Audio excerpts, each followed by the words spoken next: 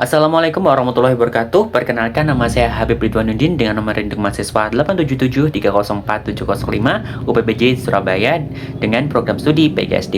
Di sini saya akan melaksanakan praktikum dari mata kuliah Praktikum IPA di SD tentang jenis-jenis gelombang, dan praktikum ini berada di modul ke-6. Di sini saya akan menjelaskan apa saja yang perlu diperlukan dalam praktikum pertama, yaitu kita memerlukan benda selingki. Ini mainan selingki.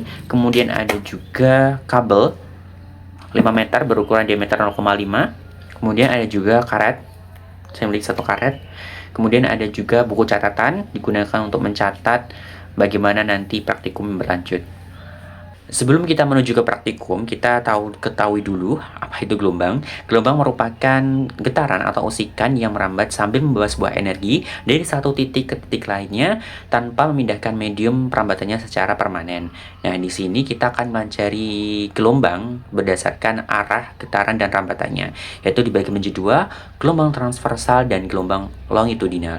Di mana gelombang transversal ini arah rambatannya dan getarannya itu tegak lurus 90 derajat, dan kemudian sedangkan gelombang longitudinal yaitu arah rambatannya sejajar dengan arah getarannya, ya, sehingga keduanya ini sangat berbeda.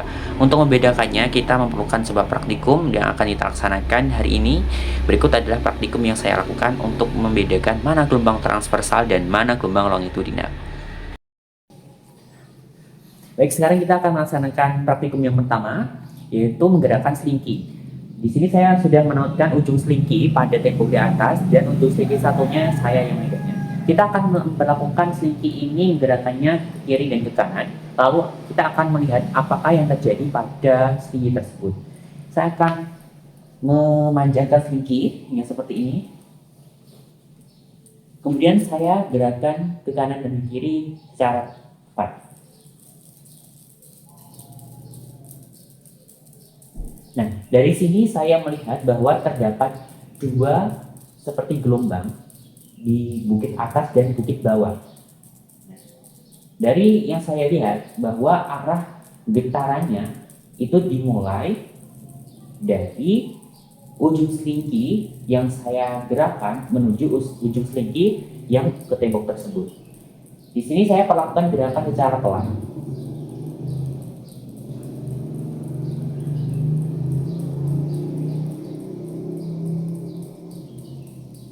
Kemudian saya akan semakin cepatkan ke kanan dan ke kiri.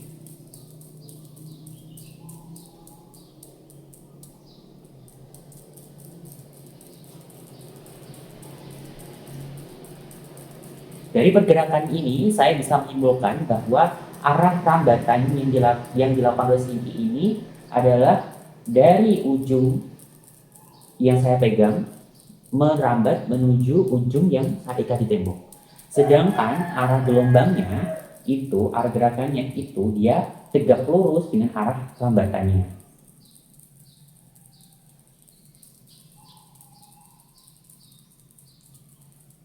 Karena sesuai dengan identifikasi yang saya sampaikan di depan tadi, berarti nama gelombang yang dilakukan oleh selingki ini adalah gelombang transversal. Jadi dia arah rambatannya tegak lurus dengan arah getarannya.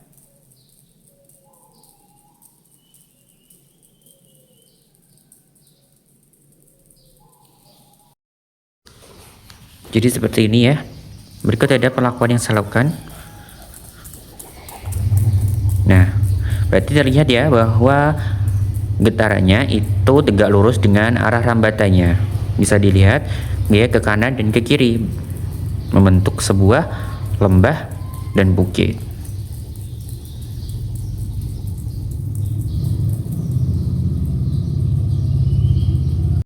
Dan untuk praktikum berikutnya saya akan memasang karet pada tengah-tengah selingki, sehingga kita akan melihat bagaimana pergerakan dari karet tersebut.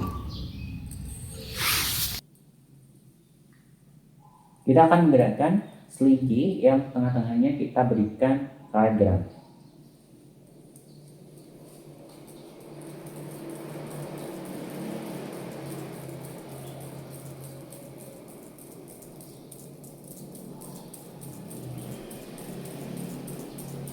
Saya akan mempercepat pergerakannya.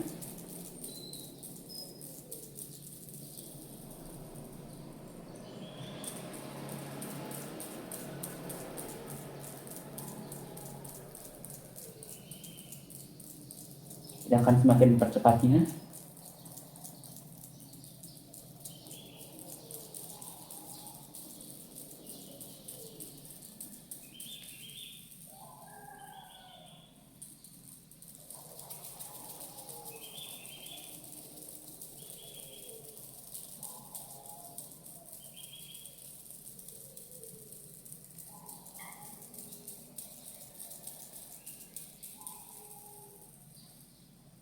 Nah, di sini terlihat bahwa kalan gelang tidak berpindah sedikit pun dari tempat asalnya, yaitu tempat tengah tadi, yaitu tidak bergerak, sama sekali tidak bergerak. Kita akan melakukan uji coba sekali lagi.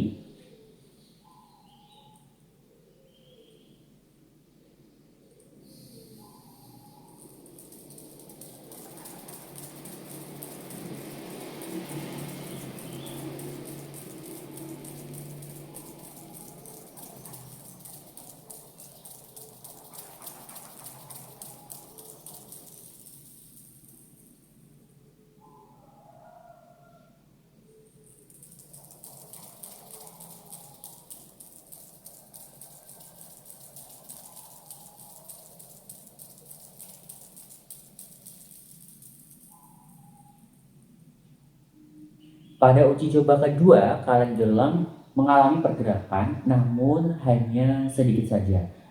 Hingga pada mendekati arah gaya, yaitu tangan saya, di sini dia mulai pergerakannya sedikit melambat. Jadi tidak sampai ke ujung arah asal gayanya yang diberikan.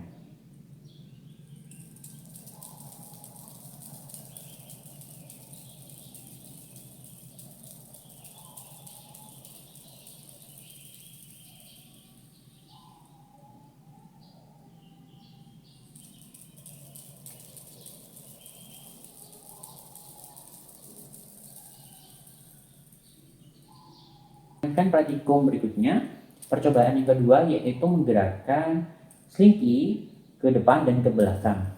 Nah, kita akan amati apa pergerakan yang terjadi antara hambatan dan juga getaran pada slinky tersebut. Saya akan mulai menggerakkannya ke depan dan ke belakang.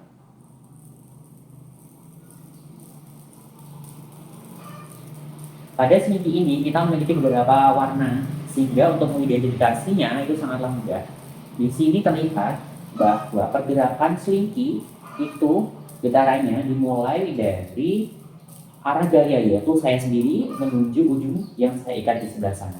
Sehingga dapat dilihat bahwa arah gelombangnya atau arah getarannya itu sejajar, lurus, secara horizontal. Sedangkan arah hambatannya yaitu dia sama, berarti dia lurus. Berbeda dengan sebelumnya, terlihat adanya gelombang, yaitu ada lembah dan ada bukit. Di sini terlihat adanya rapatan dan renggangan. Jadi semakin saya dorong ke depan, maka akan timbul rapatan yang menuju ke arah tembok tersebut. Menuju arah ujung tersebut. Jadi seperti ini.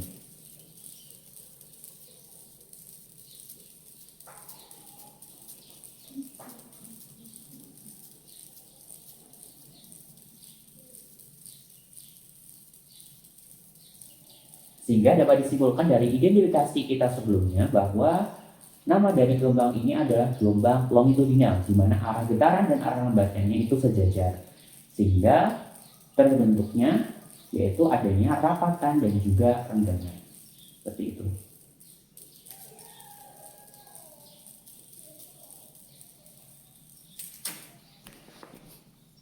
Ya, kita menggunakan kabel. Nah, kabel berdiameter 0,5 dengan panjang yang diperlukan. Di sini kita akan menggerakkan sesuai dengan gerakan yang pertama, yaitu ke kanan dan ke kiri. Kita akan lihat apakah yang terjadi pada kabel tersebut.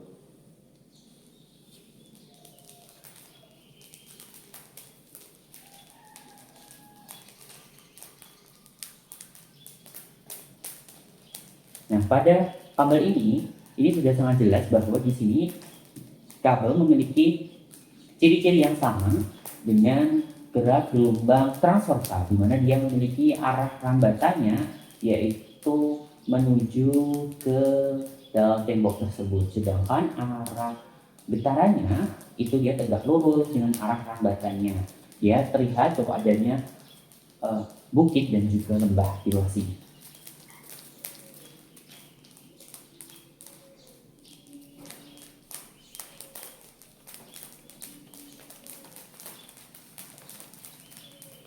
Namun hanya saja di sini terlihat bahwa jumlah gelombang dan rapatan itu lebih. Namun di sini terlihat bahwa gelombang dan juga getarannya itu dari kabel ini itu terlihat sangat banyak, ini. Bisa kita lihat bahwa arah getaran dan juga gerakan di sini terlihat sangat banyak daripada gelombang menggunakan slinky.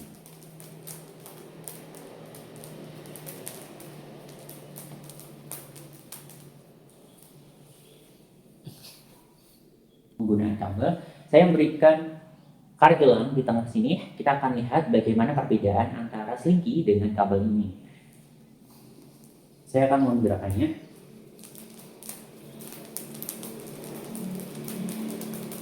Nah, di sini dapat dilihat bahwa pergerakan karet itu sangat cepat. Namun perbedaannya, karet lebih menuju ke arah ujung pada tiang atau tembok.